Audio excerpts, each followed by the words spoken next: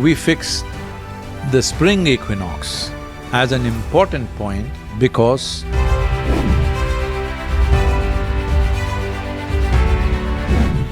different regions in the subcontinent follow slightly different versions of the calendar.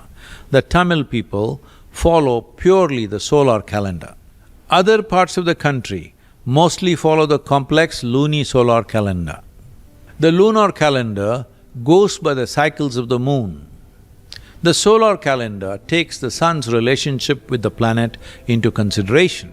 The lunisolar calendar is a complex mix of lunar and solar cycles. Because all of them are moving objects, it becomes one complex piece of geometry to calculate and to understand what impacts it has at different times of the year, month and day.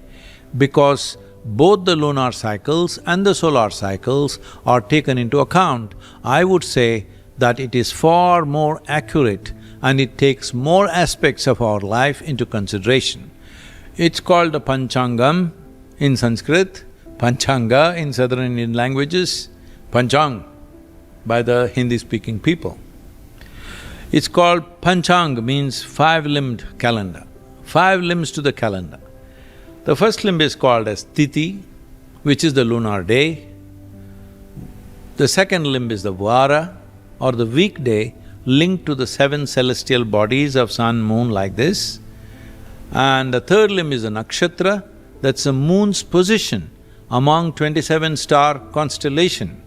And the fourth limb is the yoga or the calculation combining the sun's movement and this is the complex aspect of this calendar, the movement of the sun, moon in relation to the planet.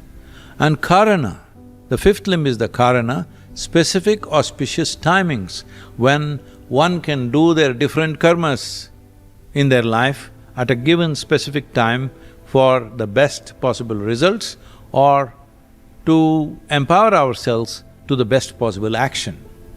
In coastal states, the month usually starts with Amavasya or the new moon day.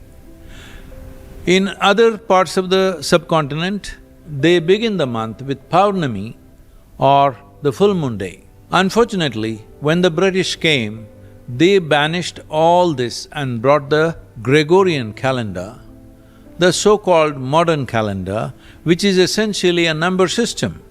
I am calling it a number system because everything is set, so it is easy to count for those who have no mathematical capabilities at all. But a calendar must have a relationship with the celestial movements of what relates to this planet.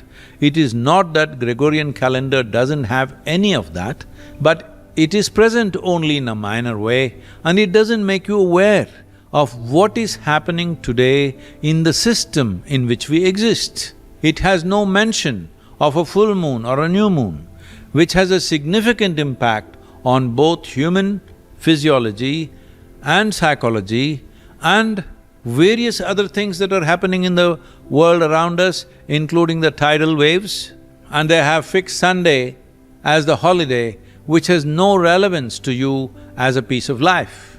In this civilization, the monthly holidays were like this. Every Paurnami means 3 days holiday. 1 day before, the day, and the next day.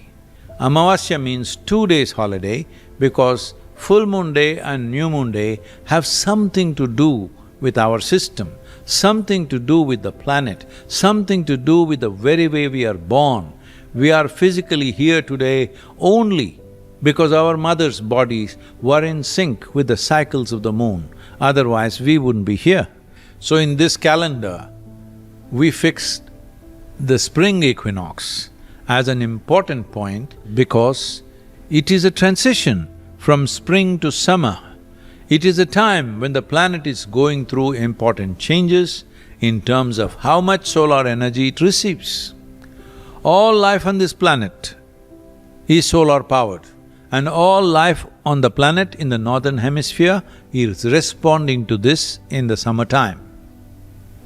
Because where in the northern hemisphere, the first full moon or the new moon after that is generally when the new year starts. So we have Ugadi in the south, Gudi Pava, Vaikasi, and so many other festivals in different parts of the country to mark this day of the first new moon day or the full moon day after the spring equinox.